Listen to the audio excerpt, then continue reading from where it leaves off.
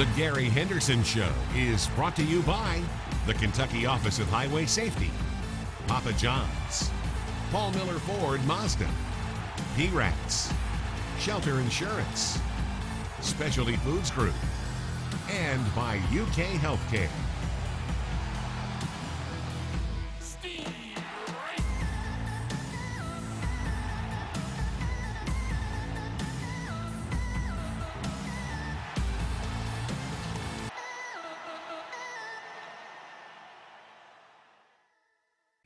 Hello again, everybody, and welcome to another edition of the Gary Henderson Show. I'm Brian Milam, and this past weekend, Coach, Alabama came to town, and it was a pitcher's battle through and through all three games. Yeah, tremendous pitching. 6 really good starts, 3 on each club.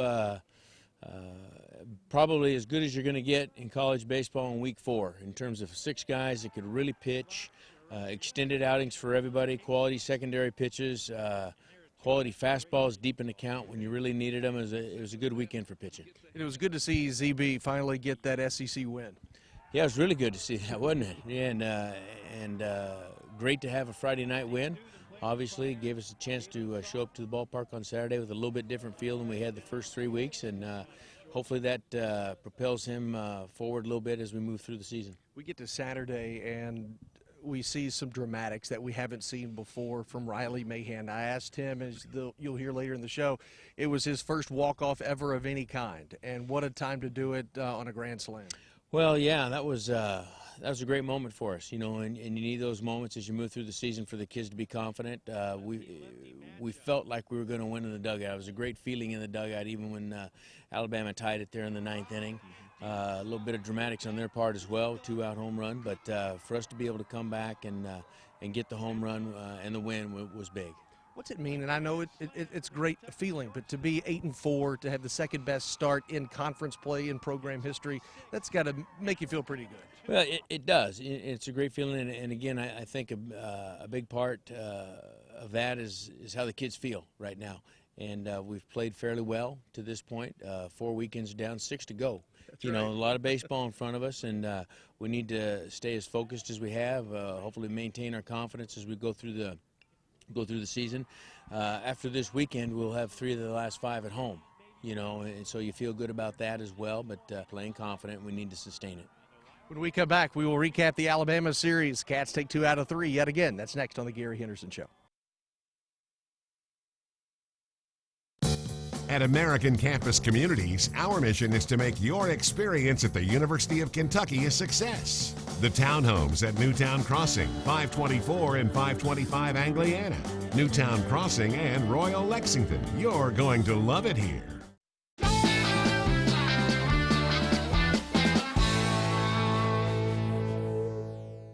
Welcome back to the Gary Henderson Show. This past weekend, the Wildcats took on the Alabama Crimson Tide. At one point this year, the Tide was ranked in the top 25. What we saw this weekend was a pitcher's battle from first pitch to last pitch. And once again, the Cats taking 2 out of 3, only this time they won on Friday, getting Zach Brown his first SEC win. 3-2. Brown battles back, leaves a man in scoring position. Wildcats are out of the inning. Eastern. Wow. Steve Dew, the plate umpire, gave it a thought. And he goes down on strikes, this Connor Short. Chance for 2. Mahan.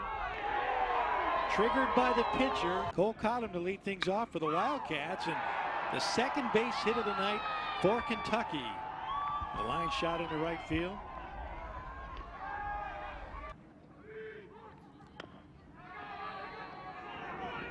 One play. And they throw it away. Wilson safe at second. Cottom safe at third. Nobody out, and the Wildcats with a tying run at second base. Well, we thought if he was going to bunt, he was going to bunt for a base hit, and that's exactly what he does. Lays down a dandy and just continues right on now. The Cats have runners second and third, nobody out.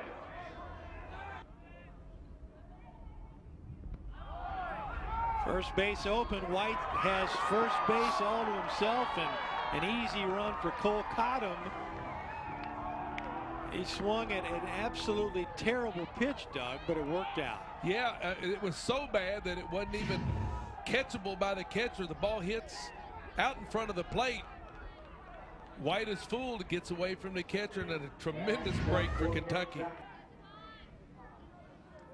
A run in, 2 on, nobody out for the Wildcats. They had not had a man in scoring position until this inning against Jeffrey Bramlett. Past the diving Vincent, that ties the game, maybe more. Here comes Evan White. And the Wildcats take a 3-2 lead on the RBI double by Javon Shelby. Boy, it looked like a pretty good pitch. He just went down and got it. Was able to hook it down the third base line. Here's the 1-2 to Taylor. Got him. Caught that outside edge. Push things up a little bit. Mahan to his right. Quick throw. That is a nice play. You see a lot of these freshmen today, they're so mature, big, athletic. I played here, I was about 143 pounds. How about the stop by Evan White?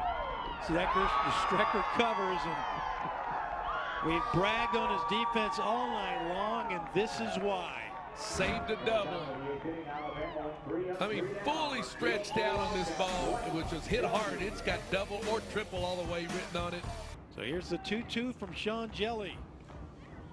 The Kentucky Wildcats, for the first time this year, have won on a Friday night in the Southeastern Conference. They come from behind again and beat the Alabama Crimson Tide 3-2. Knocked in 14, 5 doubles on the season and a homer. Trying to bunt his way on. Beggs will field it. Back-to-back assists for the pitcher to open the game. Beggs gets him to chase. 3-pitch strikeout for the Kentucky right-hander. Just the bottom of the second inning, but the Wildcats threatening with 2 on. Bonk. You know, I thought he had came to the plate in the inning before. Remember when I told you I thought he quick pitched? Yep. Hit hard, Rex. Got it. Nicely done by Zach Rex, the Kentucky left fielder. Got him on the breaking ball. Squires will have to throw him out. Clutch performance there by Dustin Beggs. Gets him on that one, no doubt about it. Back-to-back strikeouts. That's the slow curve. 3-pitch strikeout for Dustin Beggs. He is rolling. Chased it. That's strike 3. But Beggs just keeps battling. Strikeout number 8 on the day. Webb had a great series against Tennessee. 3 2-hit games. Got him. Froze him with a breaking ball. Big pitch for Justin Lewis. Credit the Alabama pitching, of course. Luke Becker finds his way on again with a base hit. His 3rd time on base today. I'd be surprised if he didn't throw a fastball. Kennedy shook him off. That's tough. Into the hole, and that will go as an infield single that drives in the go-ahead run, and Kentucky leads it 2-1. How in the world did he lay a bat on that ball? Wow. 2-2 pitch. Got him again. 2 down.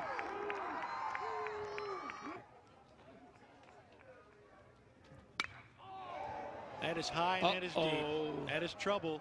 It's in the wind and it's gone. It's a tie game. Solid smash, base hit.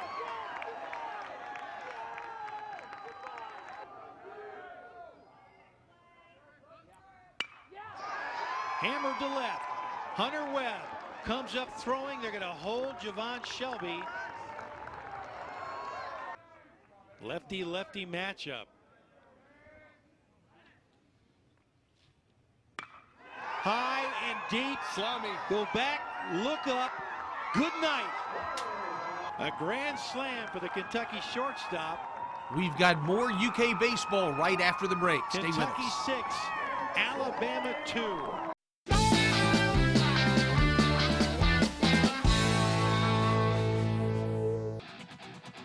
UK Athletics would like to thank our official Cornerstone partners, Central Bank, the official bank of UK Athletics, and Kentucky Farm Bureau, big on commitment.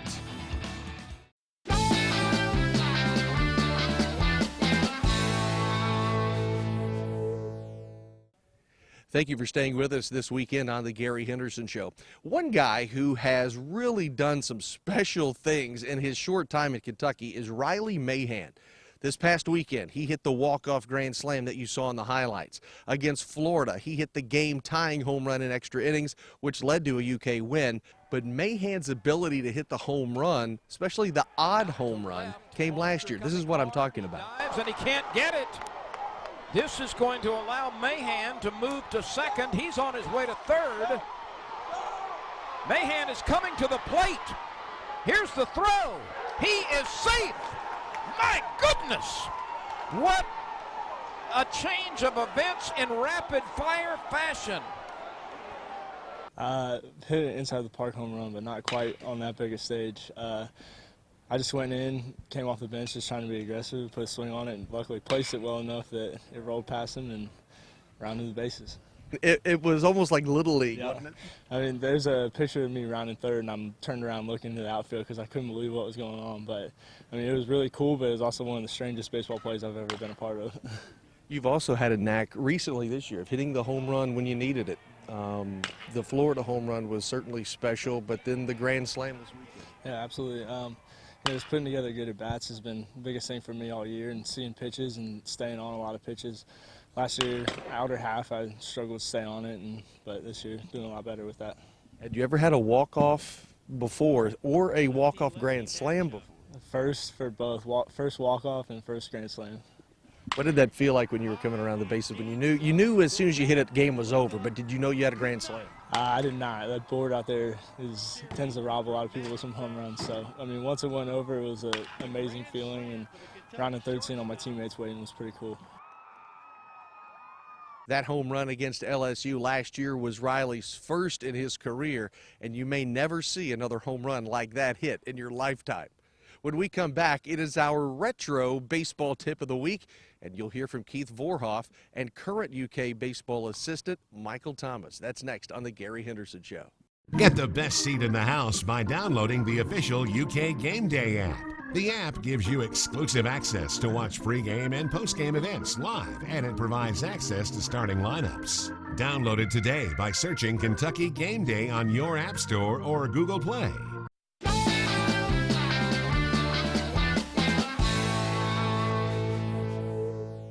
We have not had a coach's tip on the show this year, but we will go back in time for it. Keith Vorhoff, who was then the first base coach and now third base coach, very good with catchers, and Michael Thomas, who had a stellar career here at Kentucky, they will demonstrate the art of blocking baseballs from the catcher position. I'm assistant baseball coach here at the University of Kentucky, Keith Vorhoff. We are here at beautiful Cliff Hagan Stadium, the home of the Kentucky Wildcats. We're joined here with redshirt sophomore Michael Thomas. Michael is a catcher in our program, has done an excellent job with us here. And we are going to go over some of the things today that we teach our catchers in regards to blocking the baseball. Okay, first off, anytime there's a situation with a runner on base, less than 2 strikes, Michael's going to find himself in an active stance. A stance which allows him to move and block and keep the baseball in front. Go ahead and show them at home that active stance. You can see here his feet are a little wider, his butt is up, and he is ready to move, whether it be straight down, to his right, to his left. If it's a situation to throw, he can do that as well, but for today we're going to talk about blocking. The first ball we're going to talk about is when we're blocking and it's in the middle of our body. We're talking about the ball right in here. We want to get straight to the ground as quick as possible. Now there are a couple ways to do this. The first one, okay, Michael would be in the active stance here. you can push those feet back and have the knees come down. The one drawback to that is when we are blocking a ball, usually the ball is going to be from here on out. So we're looking at blocking anything from here forward, okay? So if he kicks his feet back, go ahead and show him at home. If he kicks his feet back and this ball bounces from right here, he's a long way away from that hop. And it makes controlling the hop, controlling the ball very difficult. So what we like to do here at Kentucky is we like to teach our guys to work towards the ball. He can almost catch this pitch right here. So anything he's blocking is from here out. Okay, so if he has a ball in the dirt right here, just out of his range to catch, he pushes towards the ball, which helps him cut down the angle on that hop.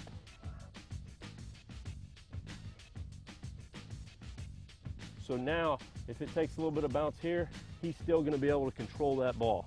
Now, you'll notice here, he's got that 5-hole, that hole between his legs covered with the glove. He's got his forearms out of the way, that way the ball can hit that soft chest protector.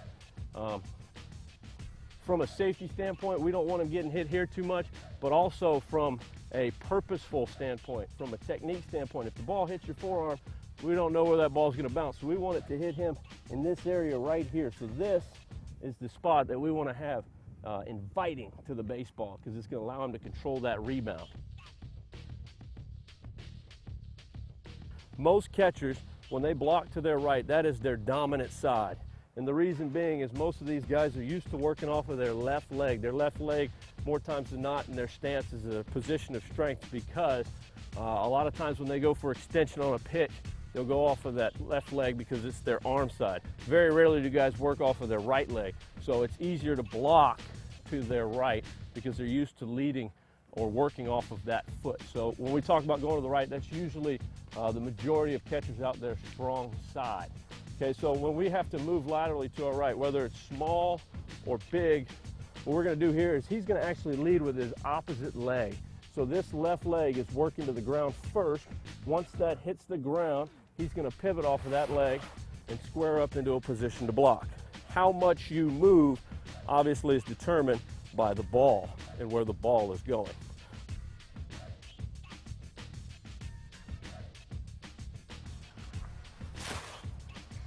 Perfect. Now notice one thing when he's in this position, he's kind of in an angle here. And what that allows him to do is it allows him to cut this ball off and put it back towards the middle.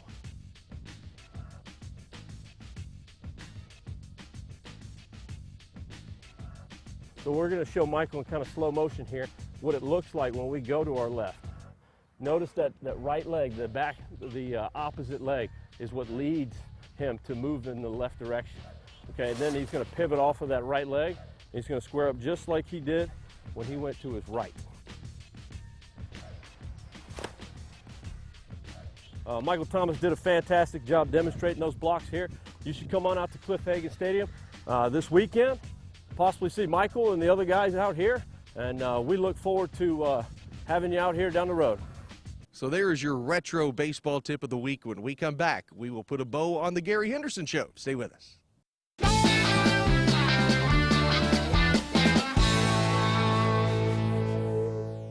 Here's a look at the shots that left the yard this week at Cliff Hagan Stadium. High and deep. Slummy. Go back, look up. Good night. That's the way to end a ball game if you're the Kentucky Wildcats. The grand slam by Riley Mahan. And the Wildcats have won the series in dramatic fashion. A grand slam for the Kentucky shortstop. I tell you, Dorian has some pop in that bat. He does indeed. He's a strong young man. Yeah, he has very good opposite field power now. He'd like that. Well, he scorched it. And that is over the cliff and out of here. Dick, we were talking about that opposite field power, and right there it is. His third home run of the year. All three have been to right or right center. Dorian Hairston makes it a 7-5 game. So that will do it for another edition of the Gary Henderson Show. We will see you next week here at Cliff Hagan Stadium as we recap the Vandy series and have much more with the Wildcats. Thanks for watching. We'll see you next weekend. Play ball! The Gary Henderson Show was brought to you by the Kentucky Office of Highway Safety, Papa John's, Paul Miller Ford Mazda, P-Rats, Shelter Insurance, Specialty Foods Group, and by UK Healthcare.